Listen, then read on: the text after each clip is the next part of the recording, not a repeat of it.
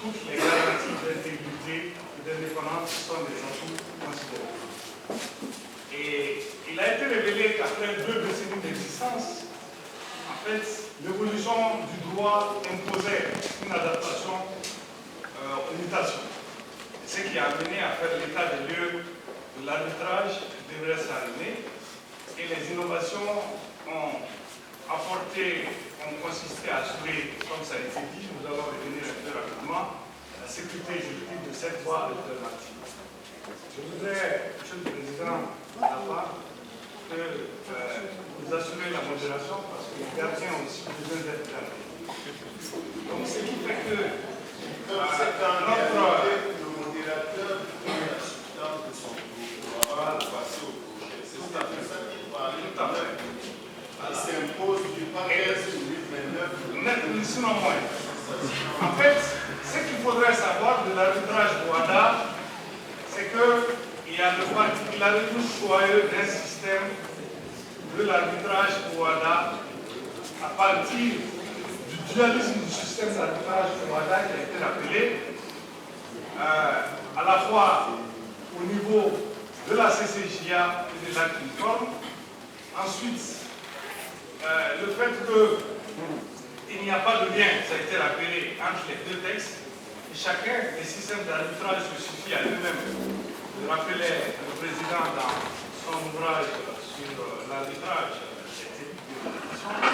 le règlement d'arbitrage de la CCJA, en réalité, et l'arbitrage, l'acte uniforme, sont des textes différents, et que l'acte uniforme tient lieu de droit national.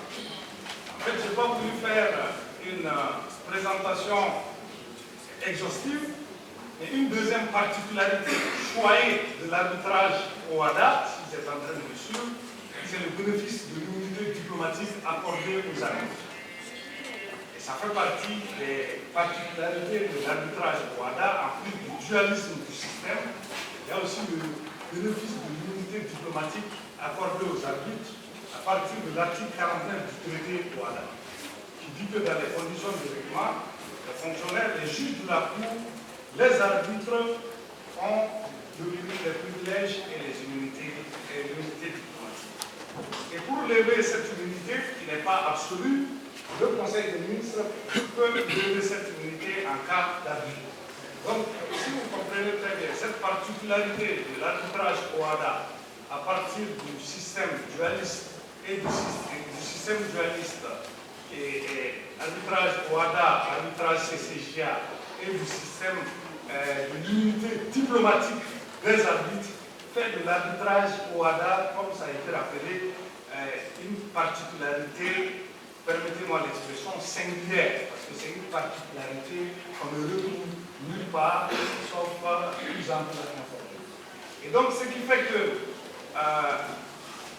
on a voulu critiquer, mais on a estimé à un moment donné que ce sont les États, même de l'OADA, qui ont voulu étendre aux arbitres le bénéfice de l'immunité diplomatique, qui ne peut, s'agissant de ces derniers, opérer que pendant la durée de l'exercice de la fonction d'arbitre. Dans une espèce, car n'étant pas fonctionnaire de l'OADA, ces immunités doivent être permanentes. Et on a parlé de l'arbitrage d'investissement, mais je vous parlerai des atouts et opportunités de l'arbitrage d'investissement au WADA. C'est d'abord, on l'a dit, la consécration formelle qui a été rappelée par le secrétaire permanent, mais l'arbitrage au WADA offre des dispositions favorables au règlement des investissements et au règlement des différents investisseurs États. Ça a été cité l'exéquature communautaire. Nous pouvons aussi citer l'exéquature implicite. Nous pouvons citer la Convention de New York qui a été rappelée. Il est aussi possible de citer la Convention générale de coopération en matière de justice de Tantanarive et qui lie de nombreux États membres de l'OADA en matière sur la base de la Convention de New York. Il y a la Convention aussi de Washington qui crée le traité relatif à la protection des investissements ou des investisseurs, le règlement de transparence de la CNICI du 16 décembre 2013 qui a été rappelé, la reconnaissance de l'application des conventions internationales à partir de l'article 34 de l'acte uniforme, la reconnaissance des sentences rendues sur le fondement des règles différentes, ensuite la possibilité de tenir la réunion de cadrage avec l'accord des parties sous forme de conférence téléphonique ou de visioconférence, à partir de l'article 15, la possibilité de tenir des audiences, de réunions et délibérer en tout lieu qu'ils considèrent opportun, à partir de l'article 13, l'étape préalable dont ceux qui ont eu à faire les consultants et les spécialistes disent que c'est une innovation majeure,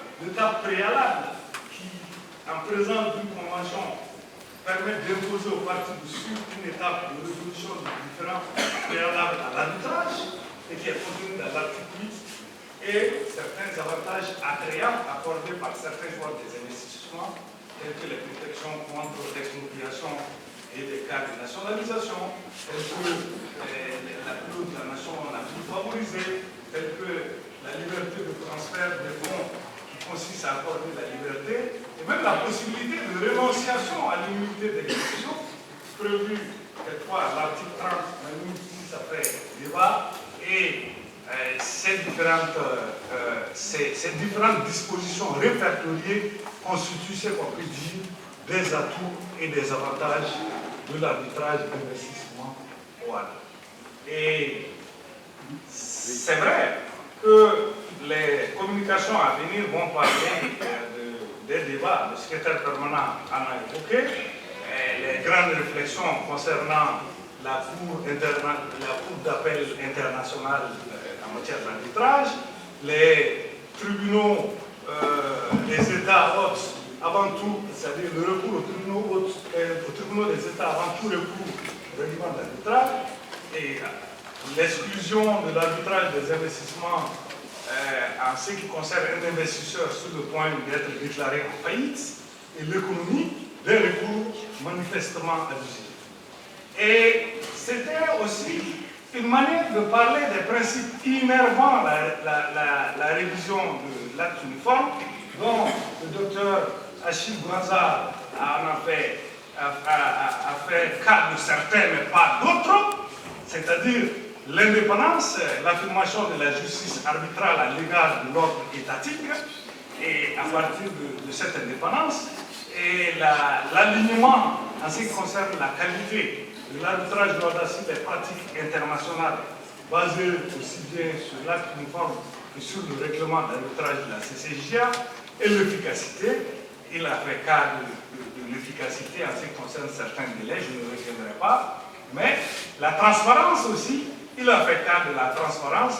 L'arbitrage OHADA qui autorise l'application de la convention sur la transparence de la CNETSI, parce qu'il y a un article qui dit que certaines des conventions peuvent s'appliquer.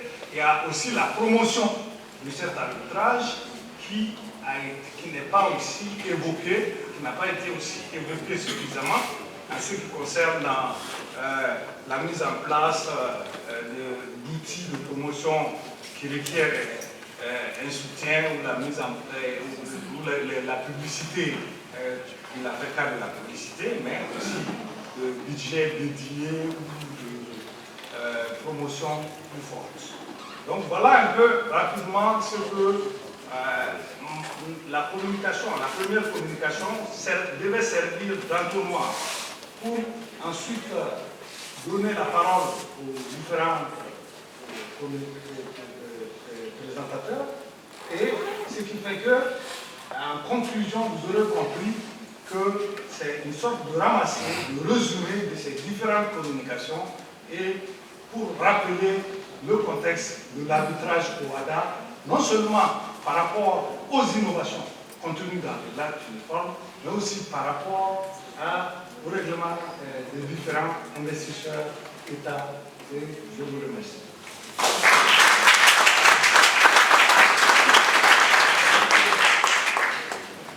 Donc, nous allons passer la parole à l'intervenant suivant sur un thème très important qui a été évoqué par le secrétaire permanent dans son intervention concernant la ZBK et son impact potentiel dans l'espace Rwanda, un thème d'intérêt très vivace, que M. Thomas Kendra, avocat associé département arbitrage international, Hogan Level Paris, va nous présenter. Je voudrais, avant qu'il présente, faire une présentation rapide de M. Thomas Kendra, qui est associé au cabinet international d'arbitrage Hogan Level Thomas Kendra. Il possède une riche expérience en arbitrage et en médiation commerciale, intervenu pour les entreprises et les États. Il est dignement qualifié en Angleterre et en France et est co-responsable du desk Paris Afrique Europe. Il a aussi contribué à la création du Centre international d'arbitrage de Kigali au Rwanda en 2012, dont il devient membre du conseil. Il est cofondateur de Afrique Park, une association visant à promouvoir l'arbitrage international en Afrique. C'est M. Thomas Kendra, expert en cette matière, qui va nous entretenir du thème relativement à la zone de libre-échange continentale. Merci beaucoup. Avec votre permission, je vais rester ici et faire la présentation pendant que je parle là-bas et je note juste pour commencer qu'il a été constaté lors des études scientifiques que les pénales sont beaucoup plus sévères juste avant le déjeuner qu'à tout autre moment de la journée. Donc j'espère, quand ils ont faim, ils ont tendance à être beaucoup plus sévères. Donc j'espère juste, si j'essaie d'être très bref, à d'autres moments de la journée. Donc effectivement, et de toute façon, mes slides, ils ont été plutôt dans les parages depuis tout à l'heure, donc peut-être vous avez déjà absorbé certains points. Donc je vais parler du zone de libre-échange africain, ce qui est quelque chose qui me prend là-dessus. C'est quelque chose que je trouve assez extraordinaire. On parle là de 1,2 milliard de personnes, de 2,5 billions de dollars. C'est la plus grande zone de libre-échange du monde. Qui a été créée, juste là, je voulais souligner, on connaît tous ce traité, mais il a été créé juste en 4 ans. C'est ça que je voudrais souligner avec cette slide, c'est que les négociations ont commencé le 29 juin 2015, et le traité n'a pas seulement été signé, il est entré en vigueur le 30 mai 2019. Donc c'est vraiment assez étonnant, ce volonté politique. Et donc là, je vais parler aujourd'hui surtout du protocole d'investissement. Je pense que c'est ça qui nous intéresse le plus aujourd'hui quand on parle d'arbitrage d'investissement. Et ça a l'air compliqué comme sujet. Il y a des difficultés, il y a des soucis qui vont être soulevés, il y a des problèmes à résoudre lors des négociations. Mais je pense qu'il y a 5 ans, on aurait dit la même chose du contrat même, du traité même. Et en 4 ans, le traité est devenu une réalité. Même on s'est demandé, est-ce que le Nigeria allait signer, est-ce que l'Afrique du Sud allait signer. Finalement, tous les États africains ont signé, à part avec l'exception de l'Érythrée, et je comprends qu'il y a un peu de pression sur l'Érythrée pour rejoindre la famille. Évidemment, c'est signé par tous les États OADA, et pour le moment, ça a été ratifié par 12 des membres OADA. Donc le traité même, je ne vais pas rester longtemps là-dessus. Il crée pour le moment, il prévoit notamment des organisations administratives surtout, l'Assemblée, le Conseil des ministres, le Comité des hauts fonctionnaires et le secrétariat. Donc il met en œuvre, il y a les cadres juridiques. Mais pour le moment, il reste beaucoup à faire, il faut avouer. Il y a eu un protocole sur le commerce des biens, il y a un protocole sur le commerce des services, et un protocole sur les règles et procédures pour le règlement des différends, mais entre États. Donc pourquoi on s'est concentré là-dessus? Pourquoi les négociateurs qui se sont concentrés là-dessus? l'objectif de ce traité, c'est d'encourager des échanges entre Africains. Il y a un grand retard en Afrique par rapport aux autres continents sur les échanges à l'intérieur du continent. Donc, en Europe, il y a 67% des échanges qui sont à l'intérieur du continent. En Asie, on parle des 60%. En Afrique, on est dans les 15-10%. Donc c'est ça la volonté politique derrière ce traité. Donc c'est ça où on est. Mais encore une fois, ce qui nous intéresse, je pense, aujourd'hui, c'est la négociation du protocole d'investissement. Il est en cours aujourd'hui. Nous ne savons pas ce qui va être dans ce protocole. Normalement, l'Union africaine a donné jusqu'à janvier prochain pour finir ces négociations. Mais il y a peut-être des gens dans la salle qui savent mieux que moi, mais aujourd'hui, on ne sait pas ce qui va être dans ce protocole. On sait juste qu'il y a des intérêts de plusieurs côtés qui vont essayer d'être équilibrés pour la protection d'investissements dans les zones de libre-échange. Donc, les questions qui se posent, est-ce que nous allons avoir du ISDS? Alors, ouais, j'ai fait les slides en anglais, je suis anglais, je ne fais pas semblant avec cet accent, mais je me suis donné la tâche de traduire les slides en direct devant vous pour parler en français et connecter avec le maximum de personnes. Mais donc, ISDS, donc c'est la résolution des différends entre investisseurs et États. Est-ce qu'il y aura des clauses d'ISDS? Bon, peut-être que oui. Là, je suis dans la spéculation, mais je dirais qu'il y a beaucoup d'intérêt à avoir cette protection d'investissement. Ça augmente la confiance, ça encourage l'investissement. C'est justement le but du traité. Et là, je vois avec les objectifs du traité, c'est la prévisibilité.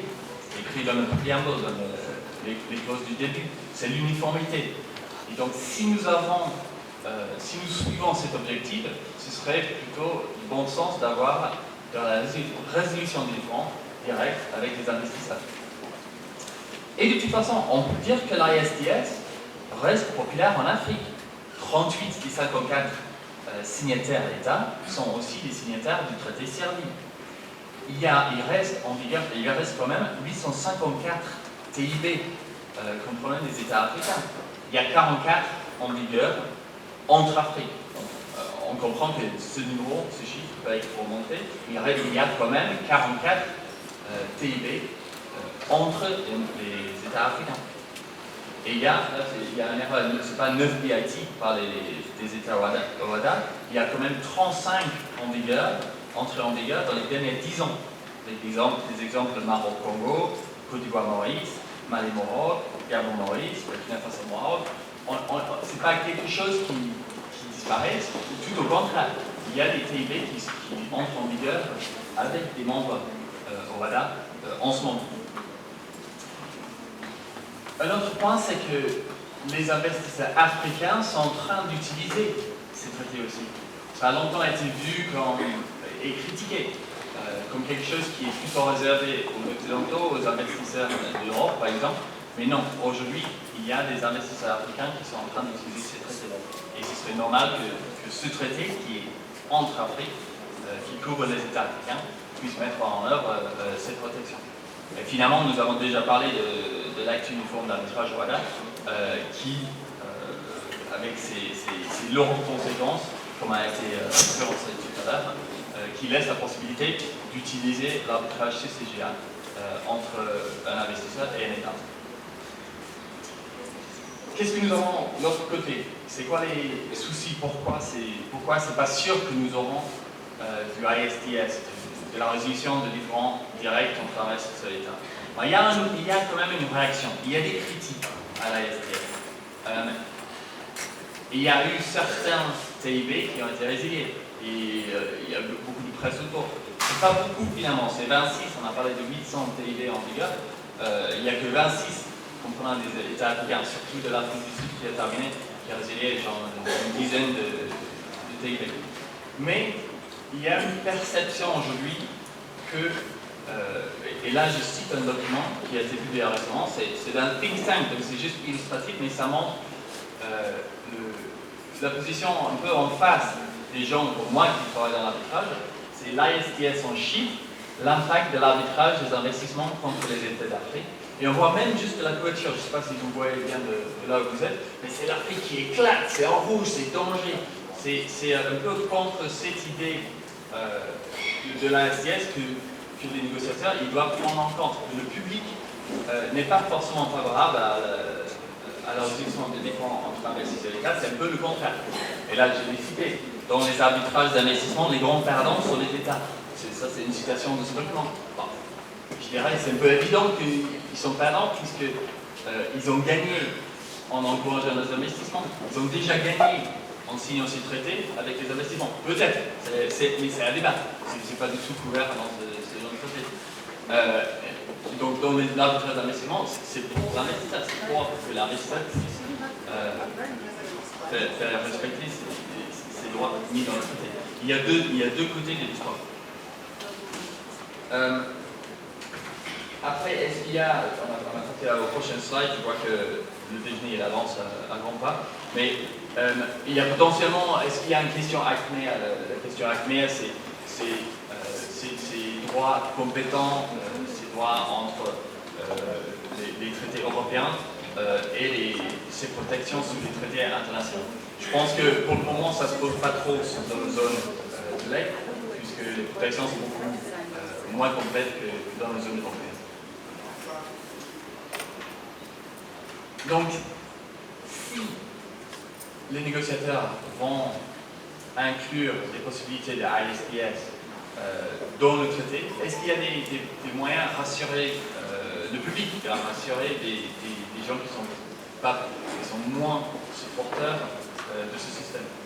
Et je comprends que demain, heureusement, je peux passer plutôt la main à la table ronde de demain, où il va y avoir débattu les solutions à élaborer en vue de réduire les critiques formulées contre le système du règlement des différents investisseurs États. Donc, mais là, la possibilité, c'est pour des États négociants aujourd'hui de mettre en œuvre dans ce traité ce genre de solution. Donc là, j'ai juste évoqué quelques possibles solutions. On peut réduire l'étendue de l'investissement.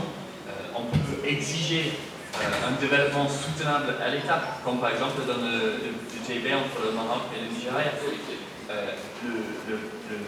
Le code panafricain d'investissement, qui formera sans doute une base de négociation pour le traité, pour le protocole d'investissement, aussi exclut des investissements qui ont un impact adverse à l'économie. On pourrait aussi limiter les catégories d'investisseurs. On peut imposer qu'ils ont une activité substantielle dans la zone d'Afrique, ce qui évitera du treaty shopping, juste un site qui est un papier et la possibilité donc d'utiliser des transactions. On peut imposer des obligations sur les investisseurs, par exemple par rapport à la corruption. Alors vraiment, et là il y a quelques exemples aussi, le TIB, le Code panafricain d'investissement. Il peut y avoir aussi une limitation que l'arbitrage doit avoir lieu en Afrique. C'est notre critique, c'est que l'arbitrage d'investissement, c'est un peu le privilège de l'Europe. Il y a beaucoup trop d'arbitres, c'est disproportionné d'arbitres nommés depuis l'Europe, par exemple, ou l'Amérique, et moins depuis l'Afrique. Donc, une possibilité, c'est de mettre cette limitation dans le protocole d'investissement de la SLEC.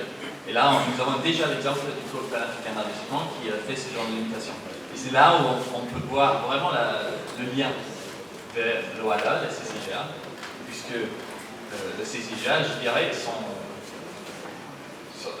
sans éliminer d'autres possibles centres d'arbitrage, en termes d'arbitrage qui impliquent les États, en termes d'interpréter des traités et des droits nationaux qui sont en train de se mêler, que le CCGA peut vraiment avoir son mot à dire et éventuellement son rôle grâce à cet article 3 qui a été ajouté à l'acte du niveau de l'arbitrage.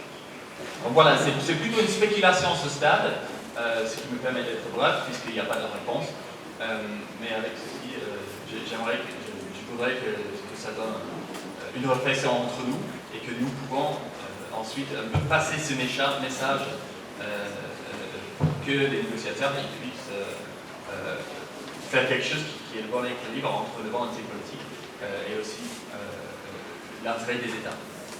Nous suivons ça en direct dans mon cabinet. Je ne fais pas plus, mais j'ai produit un rapport là-dessus. Et évidemment, c'est cette année qu'il faut regarder ces développements. Je vous remercie beaucoup.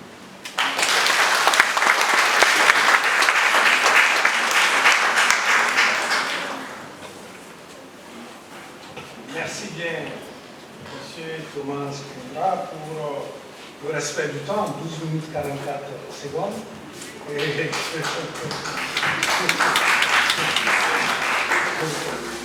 nous allons à présent prendre juste 2 questions parce que nous sommes